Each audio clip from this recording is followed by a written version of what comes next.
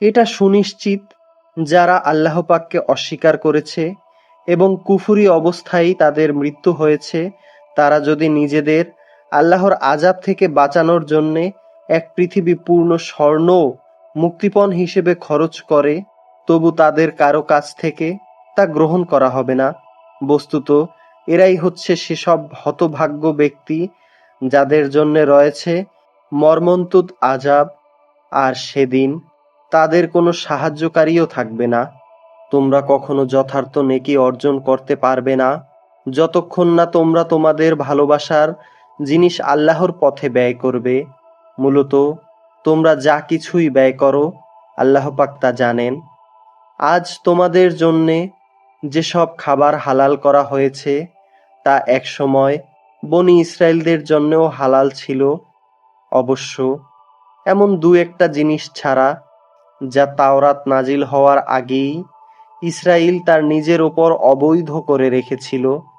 আপনি বলুন, সন্দেহ থাকলে যাও, তোমরা গিয়ে তাওরাত নিয়ে এসো এবং তা পড়ে শোনাও, যদি তোমরা তোমাদের দাবির ব্যাপারে সত্যবাদী হও। যারা এর পরও আল্লাহর উপর মিথ্যা আরোপ করে, নিঃসন্দেহে তারা বড় অত্যাচারী।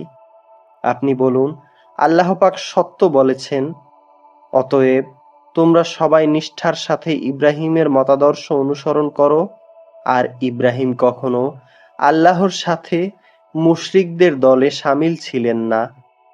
নিশ্চয়ই গোটা মানব জাতির জন্যে সর্বপ্রথম যে ঘরটি বানিয়ে রাখা হয়েছিল, তা ছিল বাক্কায় তথা মক্কা নগরীতে।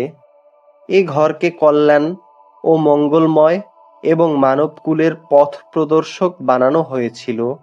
এখানে রয়েছে মহান আল্লাহর সুস্পষ্ট নিদর্শনসমূহ, আরও রয়েছে ইবাদতের জন্যে ইব্রাহিমের দাঁড়ানোর স্থান। এ ঘরের বিশেষ মর্যাদা হচ্ছে, যে এখানে প্রবেশ করবে সে দুনিয়া আখেরাত উভয় স্থানেই নিরাপদ হয়ে যাবে। দ্বিতীয় মর্যাদা হচ্ছে, মানবজাতির ওপর আল্লাহর জন্যে এ দায়িত্ব দেওয়া হয়েছে যে, যে ব্যক্তিরই এই ঘর পর্যন্ত পৌঁছার সামর্থ্য থাকবে, সে যেন এ ঘরের হজ আদায় করে। আর যদি কেউ এ বিধান অস্বীকার করে, তার জেনে রাখা উচিত, আল্লাহ পাক সৃষ্টিকুলের মোটেই মুখাপেক্ষী নন। হে নবী, আপনি বলুন, হে আহলে কিতাবরা, তোমরা কেন জেনে বুঝে আল্লাহর আয়াত অস্বীকার করো? কিন্তু তোমরা যা কিছু করো, আল্লাহ পাকই তার ওপর সাক্ষী। আপনি আরো বলুন, হে আহলে কিতাবরা, যারা ঈমান এনেছে, তোমরা কেন তাদের আল্লাহর পথ থেকে ফেরাতে চেষ্টা করছো? এভাবেই তোমরা আল্লাহর পথকে বাঁকা করতে চাও।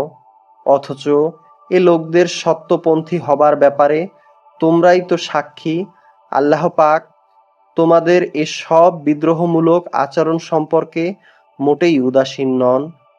হে মানুষ, তোমরা যারা ঈমান এনেছো, আগে যাদের কিতাব দেওয়া হয়েছে, তোমরা যদি তাদের কোনো একটি দলের কথা মেনে চলো, তাহলে মনে রেখো, এরা ঈমান আনার পরও ধীরে ধীরে তোমাদের কাফের বানিয়ে দেবে।